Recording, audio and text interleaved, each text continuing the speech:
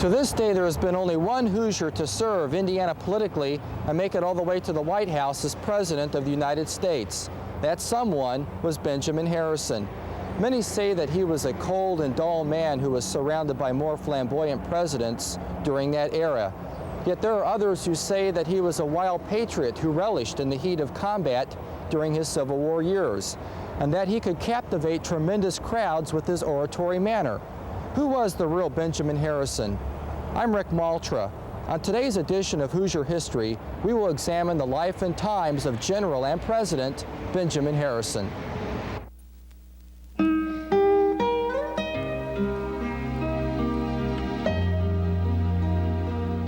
Born at North Bend, Ohio in 1833, Harrison was brought into a world of political tradition that had been passed down through his family for generations.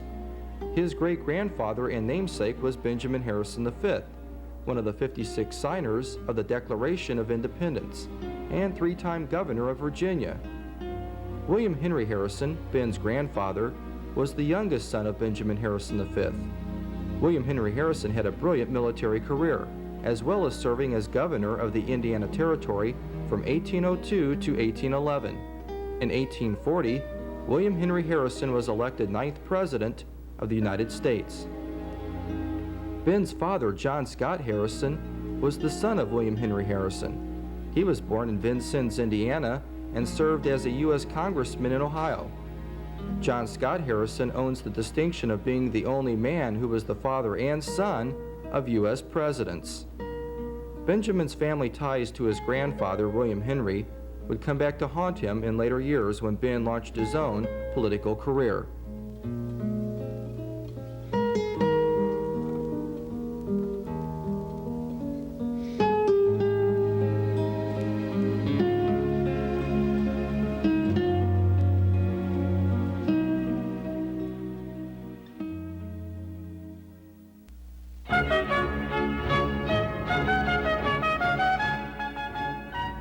During Ben's years in Ohio, he graduated from Miami University and later studied law in Cincinnati.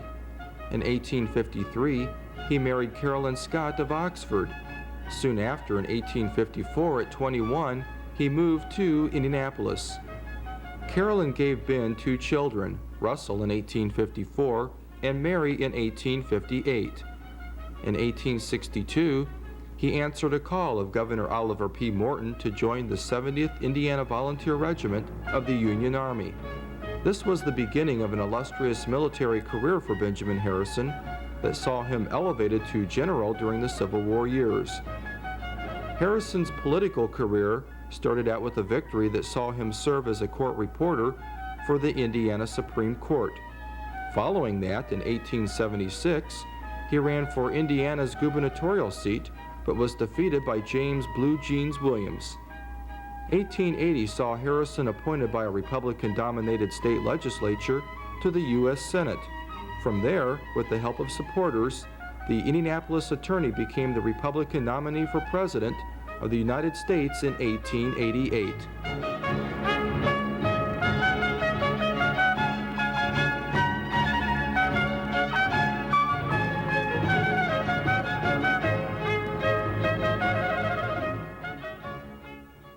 Today, if we were told that we could have a candidate for president who had one of the finest legal minds in the country and who was so qualified as a speaker that he could move people to tears on occasion with his rhetoric, who knew the Constitution like the back of his hand, who had empathetic policies toward minority groups like the American Indian, or like veterans, or a man who wanted to improve the goodwill and relationships with our Pan-American and South American neighbors, a man who was an environmentalist, who established the forest reserves, extended the American park system.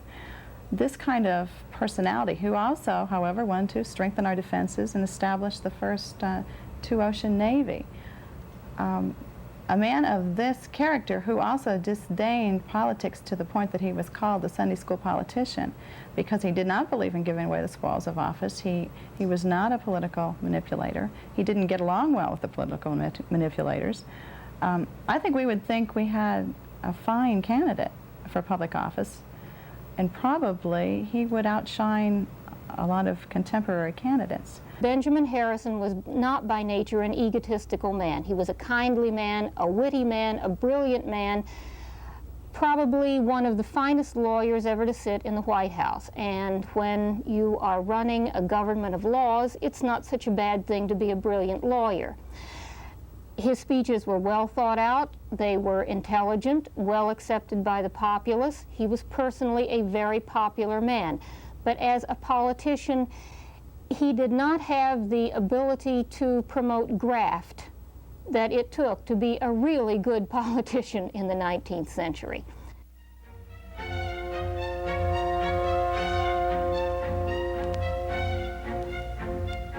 Political promoters made heavy use of the fact that Harrison was the grandson of President William Henry Harrison. During the campaign of 1840, the elder Harrison, with his nickname of Old Tippecanoe, incorporated that into Tippecanoe and Tyler too, for John Tyler was his running mate, and the slogan became one of the most famous political slogans in U.S. history. The '88 campaign capitalized on that with banners saying, Tippecanoe and Morton too, and, more directly, Harrison and Morton too. Harrison's running mate was New York banker Levi Morton, and that year the Republicans, for the first time ever, referred to themselves as the Grand Old Party, or GOP. Benjamin's formidable task was to face incumbent President Grover Cleveland.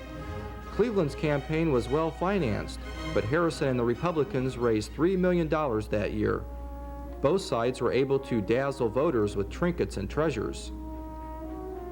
Pins, bandanas, and ribbons were very common during the Harrison campaign. It was political propaganda at its finest. Harrison and his supporters formed a number of clubs nationwide to help get him elected, and from these clubs came some of the first young Republican organizations that are so prevalent today.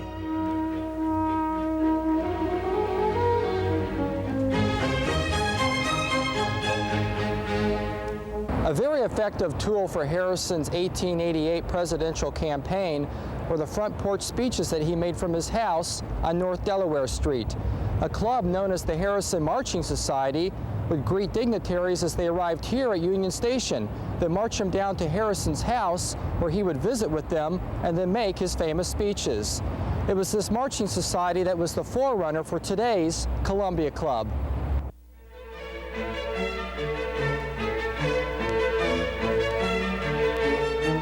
The Harrison Marching Society did a lot of stumping on Harrison's behalf, and he was most appreciative. In a speech to the club, Harrison said, "Hail to the Columbia Club, an association of loyal and liberal-minded Republicans organized not to control primaries or to divide the spoils of office, but to maintain the ascendancy of Republican principles and to promote friendliness and goodwill among its members." The Marching Society was a group of individuals who were interested in getting Benjamin Harrison first nominated to the Republican candidate for the presidency and subsequently getting him elected. And that's how the club was formed, that's how the group came together, and that's what subsequently developed into the Columbia Club. It was not called the Columbia Club at the beginning. What was it called at the beginning? Just the Harrison Marching Society. Now, as I say, it was a marching society that worked towards obtaining the Republican nomination of Harrison and his subsequent election as president. Typically, they would march down to Union Station and greet visiting dignitaries during the presidential campaign, march back up the 20 or so odd blocks to the Harrison home at 12th and Delaware, at which time they'd be met by the president on his front porch, and speeches would be made, and handshakes and socialization would take place. The organization continued to grow during the presidential candidacy of Harrison. They followed him to the Republican National Convention in Chicago and subsequently to his election in Washington, D.C. Each time they would hire their own private railroad car for the Columbia Club members, which typically rode right behind the presidential car and was followed by another car of local press.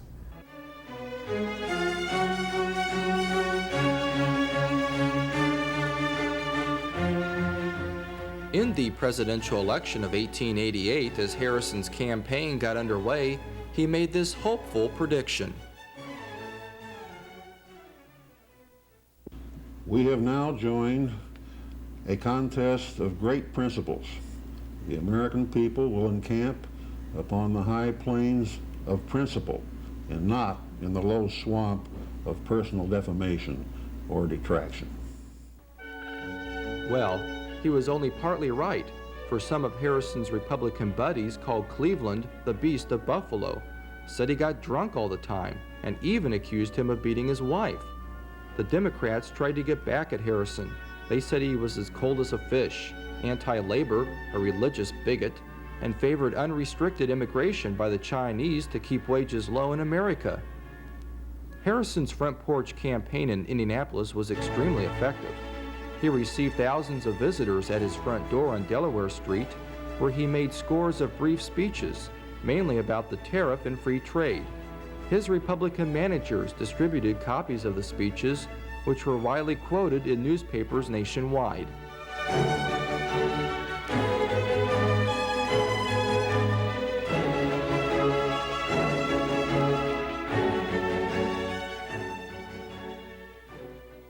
Cleveland, in many respects, is the most successful of the late 19th century Democrats, and is, of course, the one late 19th century Democrat to twice win the White House. But Cleveland was, in Republican eyes, very tarnished. Tarnished not simply because he had spent a number of years supporting an illegitimate child, which he dismissed at the time as being covering up for the indiscretion of a friend, but even more, Cleveland lacked a war record. He had paid a substitute to serve for him during the war and was constantly paraded in front of the country by the Republicans as being an individual who was not only soft on the South and its behavior, but could not be relied upon to be protective of the American veteran in the years after the Civil War. On November 6th, Harrison beat Cleveland in the Electoral College by 233 to 168 votes, but his popular vote was around 100,000 fewer than Cleveland's, hardly a mandate for Harrison's views on the tariff. Before he received the Republican nomination in June of 1888, Harrison told his managers, "Remember, no bargains, no allegiances, no trades. I may like to be president, but if I am to go to the White House, I don't propose to go shackled."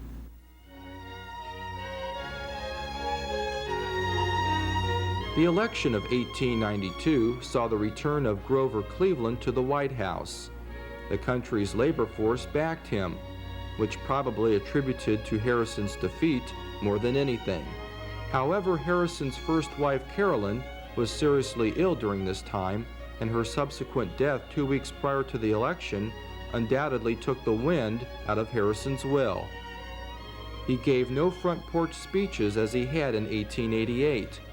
Before Carolyn's death, he wrote his daughter Mary from the White House saying, "Politics and business have been moving me day and night, and this, with the anxiety about your mother, makes life just now a burden, and ambition a delusion."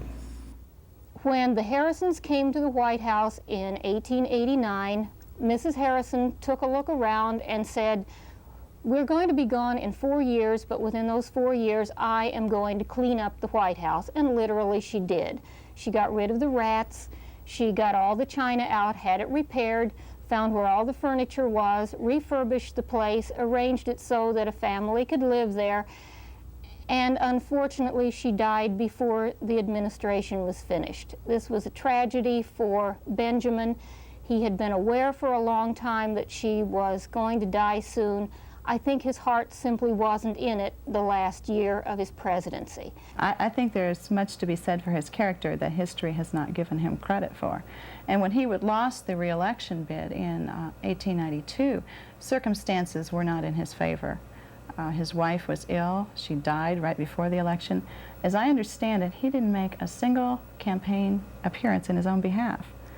So his heart was not in that re-election bid. I think history tends to judge a man who, as an incumbent who is not re-elected, as a failure. as if that says something about his term of office. In Ben Harrison's case, it said something about his circumstances and about the circumstances surrounding him, and there was criticism in terms of giving away too much of the Treasury for veterans' benefits. Criticism, I think, of the tariff. He was quite active in the Civil War and was interested in seeing the veterans got their due. He also added 6 new states to the country. They were North Dakota, South Dakota, Wyoming, Washington, Idaho, and Montana. He was the only president to add that many states in one term.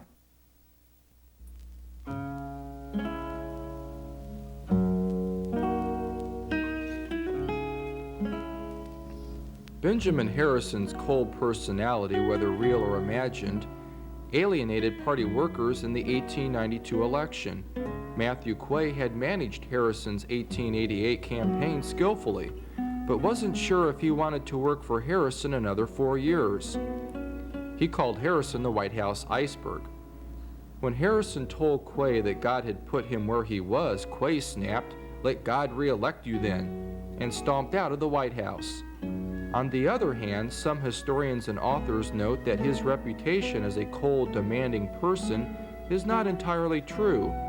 It should be pointed out that he had very dear friendships with such folk as James Whitcomb Riley, Hilton U. Brown, and Newton Booth Tarkington. They had a reputation for being warm-hearted, and it is doubtful that they had the cold-as-a-fish-like personality that Harrison is presumed to have. It is true that while in the military, Harrison was strict and tough on his troops. That was his job to a large extent. When he entered the upper echelon of the military, he was to train and discipline troops. He may have carried this on through his years in the White House when he delegated tasks to his cabinet. That Harrison had a kind heart is further illustrated by numerous letters he wrote his family. When son Russell was in a financial quandary over some bad investments, Benjamin wrote him saying, Dear son, I received your letter yesterday and am greatly distressed to know that you are in so much trouble. It is a trial to me not to be able to go to you at once, but you must not let down. Do the best you can and face your troubles bravely. I pray for you every day. Pray yourself for patience and fortitude. I am now sorry I took the railroad case, but I needed the money, and though very much worn out, thought I could stand it. You can only do your best, and undue worry only unfits you for doing that. God bless and keep you, and dear May, your affectionate father, Benjamin Harrison. He was criticized because people would pass him on the street and he wouldn't speak. His friends, like Hilton U. Brown, later wrote in his own book, A Book of Memories, that he was lost in thought. He had his mind on the kind of some important matters that always seemed to be central to his lifestyle. And I think he was the kind of man that to the common person on the street, the stranger, he probably appeared cold and lost in thought. To the political operatives, he appeared unwilling and uncooperative. But to the people who knew him, on a first-name basis, he was probably very warm and caring. And I think he took a bum rap in history because the judgments of those who knew him best was that he was of high character and great kindness and great warmth. Some people say today that the press is too harsh on candidates seeking political office, that the media is unjustified in its personal attacks on certain politicians who believe, like their supporters, that their treatment has been unfair. But compared to the coverage that Benjamin Harrison received, contemporary politicians should be thankful by comparison that the scrutiny they have to endure today is like a walk in the park. The political campaigns of that period were vicious. In the Puck magazine and etc., they liked to nail him because of his very short stature. And he was maligned in most of the popular magazines, which in that period were really lithographs and quite important. but he was maligned religiously in a manner that which we don't see. We think politics today is tough, but wasn't nearly as mean as they were to this small gentleman. In the 19th century, political caricature was much crueler. There were no holds barred if you were talking about an opposition candidate. The opposition magazine was printed in New York. It was a Democratic magazine. It was for Grover Cleveland and very much against any Republican who happened to come down the political pike. Its name was Puck, and its symbol was Puck, Robin Goodfellow. He had little wings and a little top hat, and he was an extremely cruel little man.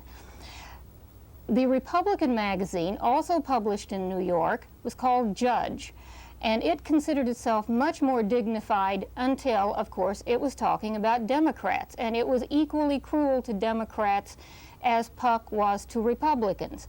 So keep in mind that we're not looking at a modern, well-run political election. We are looking at symbols that were going to attract voters. We may not even be looking at the candidates themselves. We're looking at the symbols that these two magazines found useful when they were making political points. Another thing to keep in mind is that Benjamin Harrison was not an egotistical man.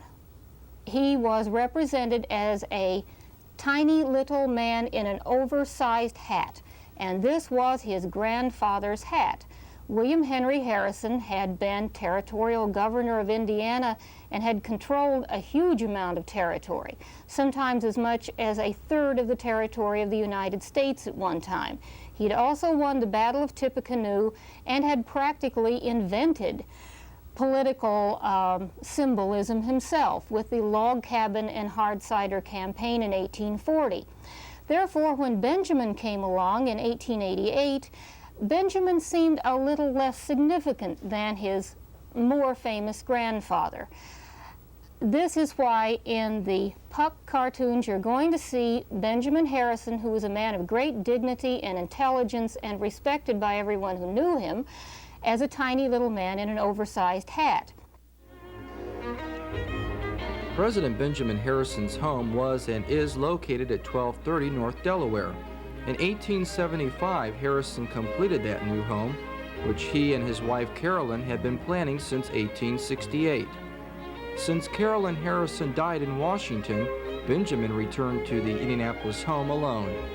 In the mid-1890s, during the time of his second marriage, central heat, plumbing, electricity, and the front porch were added. The president hated the hot weather from the hot Indiana summers, and he spent a lot of time trying to escape it.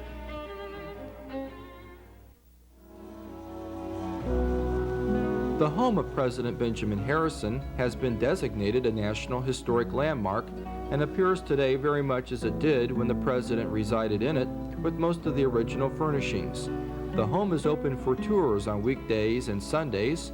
For more information, one can call 317-631-1898. Sue Small, director of the Benjamin Harrison home, highlights his residence.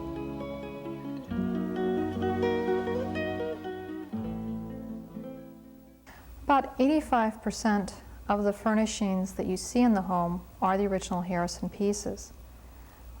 I think some of the more interesting rooms, I'd begin with the library that Harrison used as his study.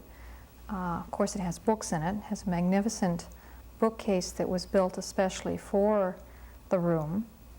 It also has a rather unique chair made out of longhorn cattle horns and the fur of a bobcat that was a gift from a rancher in Texas. Another room that's rather interesting is the dining room. It's a rather pretty room, but it also houses the White House china that Mrs. Harrison designed. The back parlor, I think most visitors will remember their music box that is played on each of the tours. It's an old Regina phone, sort of an early form of a music box and record player. There are several bedrooms open, as well as 2 parlors, a sitting room, and also his law office furnishings are there. most notably his large Moore desk. It's complete with filing cabinets and pigeonholes, and it's a little bit cleaned up from when he used it in his office.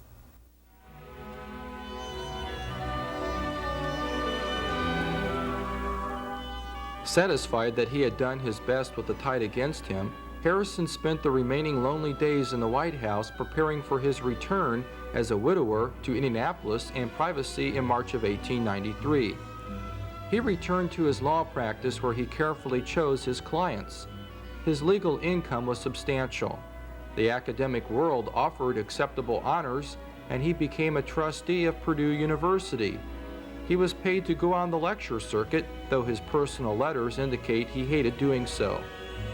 There was talk of another presidential nomination for him in 1896, but the elder statesman supported William McKinley's ticket. During his last years, Harrison became deeply involved as counsel for Venezuela in a border dispute with British Guiana. He was sorely disappointed when Venezuela lost the dispute. The decision bore the marks of political compromise which overlooked the legal points he had prepared so assiduously.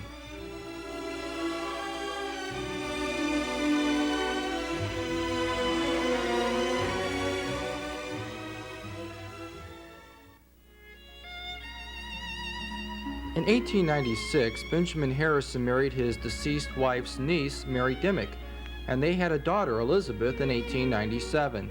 Benjamin Harrison was 63 years old when Elizabeth was born.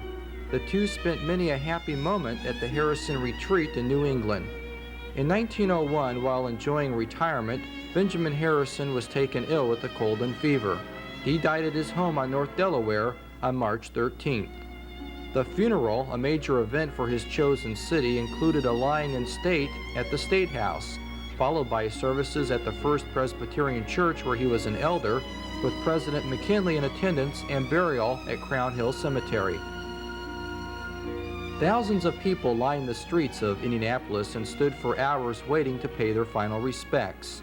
Over at the Capitol, more than 40,000 people passed by the casket displayed at the State Rotunda. The pallbearers that day included noted poet James Whitcomb Riley, Newton Booth Tarkington, and Hilton U. Brown.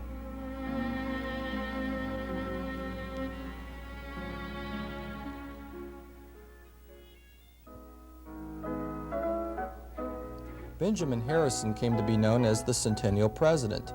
That is, he was inaugurated 100 years following George Washington's inauguration in 1788. Harrison had his 1888 political biography written by Indiana's Lew Wallace, who is also the author of Ben-Hur. Harrison was the second shortest U.S. president ever, standing at 5'6", and he was the last president to sport a beard. With all of his years devoted to public service, how would Harrison himself like to have been remembered? Well, despite the presidency, Harrison was a man who took more pride in his military service than in politics. A grandson of Harrison's recently told me, as his grandfather approached death, his fondest memories of achievement and satisfaction were those years upholding the Union and abolishing slavery. For this edition of Hoosier History, I'm Rick Maultra.